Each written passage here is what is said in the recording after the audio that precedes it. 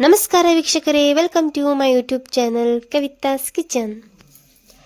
ನಾನು ಯಾವ ಥರ ಇವತ್ತು ಮನೆಯಲ್ಲಿ ಅಕ್ಕಿ ಪಾಯಸ ಮಾಡೋದು ಅಂತ ತೋರಿಸ್ತಾ ಇದ್ದೀನಿ. ತುಂಬಾನೇ ಸಿಂಪಲ್ ಆಗಿ ಈಸಿಯಾಗಿದೆ. ಮೊದಲಿಗೆ ನಾನಿಲ್ಲಿ ಒಂದು ನಾನ್ ಸ್ಟಿಕ್ ಕಡಾಯಿ ತೊಗೊಂಡಿದ್ದೀನಿ. ಅದಕ್ಕೆ ಒಂದು 500 ಗ್ರಾಮ್ ಆಗುವಷ್ಟು ಹಾಲನ್ನು ಹಾಕೊತಾ ಇದ್ದೀನಿ. ಹಾಲು ಬಿಸಿಯಾದ ತಕ್ಷಣ ನಾನು ಇದಕ್ಕೆ ಒಂದು ಅರ್ಧ ಕಪ್ ಆಗುವಷ್ಟು ಅಕ್ಕಿನ ತೊಗೊಂಡಿದ್ದೀನಿ. ಅಂದರೆ ಒಂದು 100 ಗ್ರಾಮ್ ಆಗುವಷ್ಟು ಅಕ್ಕಿ ಅಂದರೆ ಜೀರಾ ಅಕ್ಕಿನ ಇಲ್ಲಿ ಒಂದು 2 ಗಂಟೆ ಕಾಲ ಆಗುವವರೆಗೂ ನೀರಿನಲ್ಲಿ ನೆನೆಸ್ಕೊಂಡಿದ್ದೆ.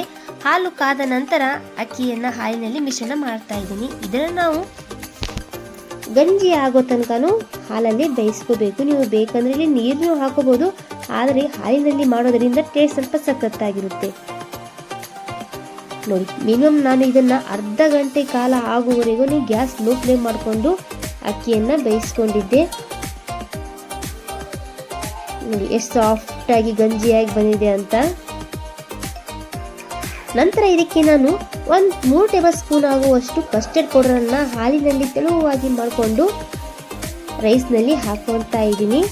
ಯಾಕಪ್ಪ ಅಂತಂದರೆ ನೀರಿನ ಅಂಶ ಎಲ್ಲ ಕಮ್ಮಿಯಾಗಿ ಸ್ವಲ್ಪ ಗಟ್ಟಿ ಆಗಬೇಕಲ್ಲ, ಹಾಗಾಗಿ ಇಲ್ಲಿ ನಾನು ಕಸ್ಟರ್ಡ್ ಪೌಡರನ್ನು ಯೂಸ್ ಮಾಡ್ಕೊಂಡಿದ್ದೀನಿ. ನೀವು ಬೇಕಂದರೆ ಸ್ಕಿಪ್ ಮಾಡ್ಕೋಬಹುದು. ನಂತರ ಇನ್ನೊಂದು ಕಡೆ ನಾನು ಇನ್ನೊಂದು ನಾನ್ ಸ್ಟಿಕ್ ಕಡಾಯಿ ತೊಗೊಂಡಿದ್ದೀನಿ.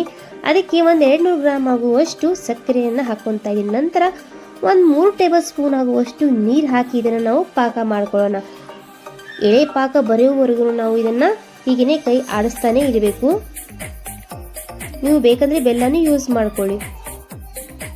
ನೋಡಿ, ಇಲ್ಲಿ ನಮ್ಮ ಸಕ್ಕರೆ ಪಾಕ ಸಖತ್ತಾಗಿ ರೆಡಿಯಾಗಿದೆ. ಇಷ್ಟಾದರೆ ನಮಗೆ ಕ್ವಾಂಟಿಟಿ ಸಾಕಾಗುತ್ತೆ ಪಾಯಸಕ್ಕೆ.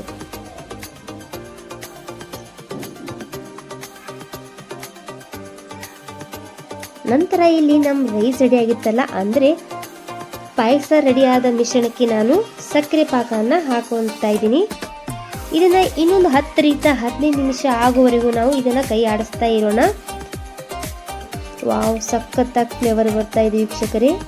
ನಂತರ ಇನ್ನೊಂದು ನಾನ್ ಸ್ಟಿಕ್ ಕಡಾಯಿಯಲ್ಲಿ ನಾನು ಒಂದು ಅರ್ಧ ಕಪ್ ಆಗುವಷ್ಟು ತುಪ್ಪವನ್ನು ಹಾಕೊತಾ ಇದ್ದೀನಿ. ತುಪ್ಪ ಕಾದ ನಂತರ ಡ್ರೈ ಫ್ರೂಟ್ಸ್ ಅಂದರೆ ಗೋಡಂಬಿ, ಬಾದಾಮಿ, ಪಿಸ್ತಾ, ನಂತರ ದ್ರಾಕ್ಷಿ, ಗಸಗಸೆ ಎಲ್ಲಾನು ಕೂಡ ನಾವು ತುಪ್ಪದಲ್ಲಿ ಫ್ರೈ ಮಾಡ್ಕೊಳ್ಳೋಣ. ಸ್ವಲ್ಪ ಗೋಲ್ಡನ್ ಬ್ರೌನ್ ಕಲರ್ ಬಂದ ತಕ್ಷಣ ನಾನಿಲ್ಲಿ ಗ್ಯಾಸನ್ನು ಆಫ್ ಮಾಡ್ಕೊತಾ ಇದ್ದೀನಿ.